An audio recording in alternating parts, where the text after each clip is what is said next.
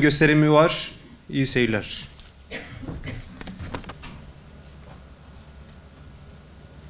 Şunun altını çizmek isterim.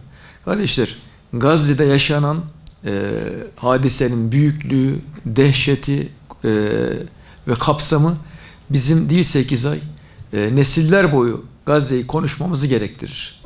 Gazze çünkü bizim bir anlamda ümmet olarak, insanlık olarak ahvalimizin bir özetidir. Gazze'yi konuşmak bu anlamda bizi kendimizi konuşmaktır. Sadece yaşadığımız sıkıntıları, dertlerimizi değil, aynı zamanda geleceğimize dair umudumuzu canlı tutmanın da konuşmasıdır.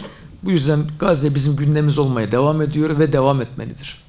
Gazze bize bu anlamda Müslümanlığımızı, insanlığımızı, adil ve vicdanlı insanlar olmamızı bir anlamda hatırlatıyor, uyarıyor. Dünya telaşının hepimizi bir şekilde kuşattığı, boğduğu bir ortamda şunu da görelim ki Gazze sadece bu anlamda hüzün değil. Aynı zamanda bunun altını çizmek istiyorum. Aynı zamanda bize moral de veriyor. Teslimiyetin ve tevekkülün ne olduğunu öğretiyor. Bu yönüyle Gazze çok değerlidir kardeşler. Bu samimiyet, bu kararlılık, burada ortaya konulan ihlas aynı zamanda imanın ayrıcalığıdır, imanın lezzetidir. Ve bu anlamında bakıldığında burada ortaya konulan direniş sadece bugün için değil, gelecek nesiller için de inşallah iftihar vesilesi olarak anılmaya her zaman hak edecektir. Kur'an-ı Kerim'i okuyan müminler, hayatın bu anlamıyla bakıldığında bir imtihan olduğu bilinciyle bakan müminler, aslında bu süreçlerin gelip geçici değil. Bunun izzet ve şeref arayan müminler için, yeryüzünde fitnenin ortadan kalkıp, dinin yalnız Allah'ın oluncaya kadar savaşma emriyle mükellef olan müminlerin bu sürecin devam edeceğini bilmesi lazım. Burada asıl olan bizim bu süreçlerde nasıl durduğumuz. Gazze halkının burada ortaya koyduğu o teslimiyet, tevekkül bence asıl bunun üzerinde durulması lazım kardeşler. Sadece mazlumiyet üzerinden bir duyarlılık oluşturma çabası eksiktir kardeşler. Niçin? Çünkü biz aynı zamanda Gazze'de müthiş bir direniş tablosu, müthiş bu anlamıyla. Bizatihi zaferin kendisi direniştir zaten. İlla sonucu beklemek değildir. Eğer siz bunca zulme, bunca baskıya, bunca katliama, vahşete, soykırıma rağmen ayakta duruyorsanız, eğer bir baba, bir anne en değerli varlığı olan çocuğunun, hatta çocukların şehadeti üzerine bir davaya kararlılıkla, bilinçle bağlılığını ifade ediyorsa, orada teslim olmuyorsa, yenik düşmüyorsa, orada Siyonistlerin ve Siyonistlerin destekçilerinin hoşuna gidecek herhangi bir cümle ağzından dökülmüyorsa, bilakis onları da çaresizlik içine sokacak şekilde kararlılık mesajı veriyorsa, bu bizatihi zaferin kendisidir. Bizim direniş bilincinin yaygınlaşmasına ihtiyacımız var. Bugün Gazze belki o 100 yıllık sürecin en yoğunlaşmış halidir. Ama 100 yıldır bu zulümleri işlediler. Yani 1920'lerden başlayarak Filistin halkına yaşatmadıkları acı, katliam kalmadı. Ama Filistin halkı işte bugün Gazze'de görüldüğü gibi çocuğun gencinden yaşlısına, çocuklarından kadınlarına, erkeklerine kadar hepsi kararlılık içerisinde davalarına, bağlılıklarını, Allah Teala'ya olan teslimiyetlerini ifade ediyorlar ve bu da bizatihi güç dengesinde istedikleri kadar güçleri olsun, istedikleri kadar silahları olsun, istedikleri kadar paraları, orduları olsun ama bir halka bu anlamda boyun eğdirememeleri bizatihi Müslümanlar açısından kardeşler zaferdir. 4 nesildir, 5 nesildir Filistin halkı. Hepsi elbette, hepsi silahlı mücadele içerisinde değil. Mücahitlerin sayısı belli ama Filistin halkı topyekün o bulunduğu konumla elindeki imkanla bu direnişi sürdürüyor. Bizler de aynı bilinçle bu mücadeleye destek vermek durumundayız. Elimizde ne geliyorsa onu yapacağız. Ki Siyonistlerin bir numaralı destekçisi, hamisi olan Amerika'nın üniversitelerin merkezinde insanların ayağa kalktığını gördük. Başta işte Kolombiya Üniversitesi'nde başlayan süreç bir intifadaya dönüştü, bir kampüs intifadasına dönüştü. Ve Amerika'nın bütün üniversiteleri neredeyse yayıldı. Oradan Avrupa'ya yayıldı. Basit bir olay değil. Bu öğrenciler tehdit ediliyor. Öğretim üyeleri tehdit ediliyor. Amerika'nın Anayasa Mahkemesi üyeleri açıkça Kolombiya Üniversitesi'nde mektup yazdılar. Kamuoyuna bunu ilan ettiler. Dediler ki bu olaylar devam ederse bu üniversitenin hukuk fakültesi öğrencilerin hiçbirini ileride hiçbir göreve almayacağız dediler. Bir taraftan çok uluslu şirketlerin ileride istihdam etmeme tehditleriyle karşı karşıya kalıyorlar. Okuldan atılıyorlar, kimisi atılmak tehdidi bizatihi fiile dönüşüyor.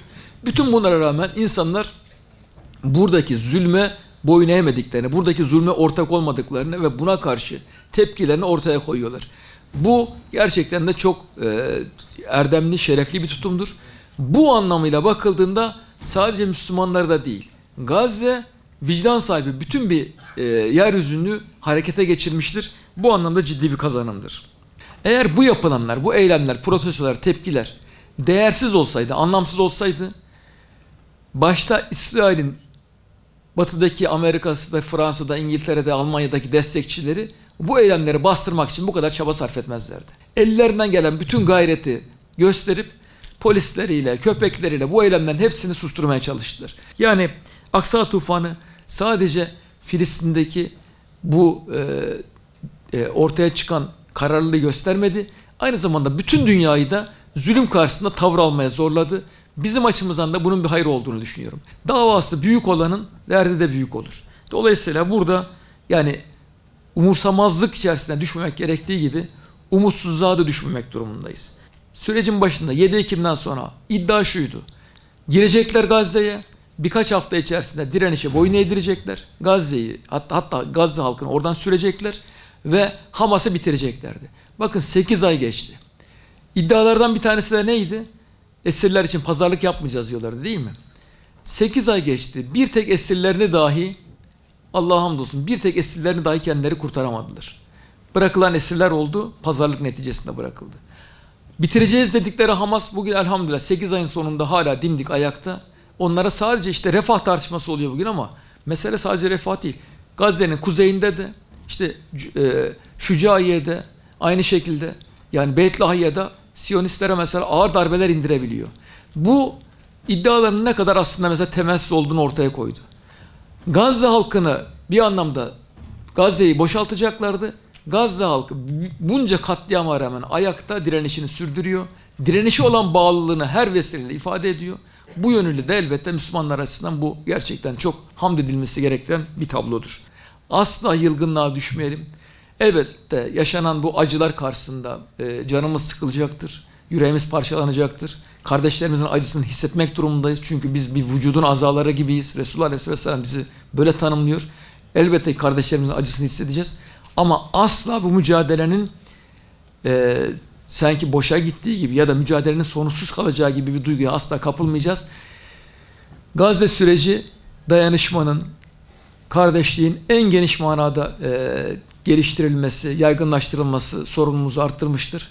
Bununla alakalı olarak boykot tavrı önemlidir. Boykotu sadece belli ürünlerin, Siyonistlerin ve onlara destek veren belli ürünlerin satın alınmamasından ibaret olarak görmemek lazım. Siyonist ve bu anlamdaki zalimlerin bütün kavramlarını, imajlarını, onları destekleyecek ya da onların zulmüne katkıda bulunabilecek her türlü eğilimden, çabadan ve ortamdan uzak olmak anlamında boykotu geniş tutmak durumundayız. Bu anlamıyla boykot tavrı bir hayat tarzına dönüşmeli. İkinci olarak kardeşler, Siyonist yapı ve onu destekleyen güçler meşru değildir. Siyonizmin meşru olmadığını Müslümanlar olarak geçmişte her zaman vurguluyorduk. Şu son süreç, 8 aylık süreç belki bu konuda kafası karışık olan insanlar açısından da netleşmeye getirmek durumundadır. Bu yaratıklar gerçekten canavardır. Bunlar insan değiller. Bunlarla aynı ortamda Müslümanların yaşayabilme imkanı söz konusu değildir. Dolayısıyla Filistin toprakları o işte engellenmek istenen, yasaklanmak istenen sloganda olduğu gibi nehirden denize özgür olmalıdır. Ve bu coğrafyada İsrail diye bir oluşuma, İsrail diye bir gasp ve işgal çetesine asla yer yoktur. Belki bugün ya da yakın vadede, orta vadede gücümüz onları buradan def etmeye yetmez. Ama ümmet olarak, Müslümanlar olarak, hatta adil insanlar olarak zihnimizde asla İsrail diye bir olguyu meşru görmemeliyiz kardeşler. Bizler belki İsrail'i buradan def edemeyebiliriz ama gelecek nesiller açısından da, ümmet açısından da bizim böyle bir sorumluluğumuz olduğunu ve bu bilinci insanlara taşımak durumundayız. Özetle İsrail'in gayrimeşru olduğunu, bir gasp ve işgal çetesi olduğunu sürekli olarak bunun bilincinde olmak durumundayız. Ve son olarak kardeşler, sadece zulme karşı çıkmak yetmez. Mutlaka direnişi, elimizden gelen her imkanla direnişi desteklemek durumundayız.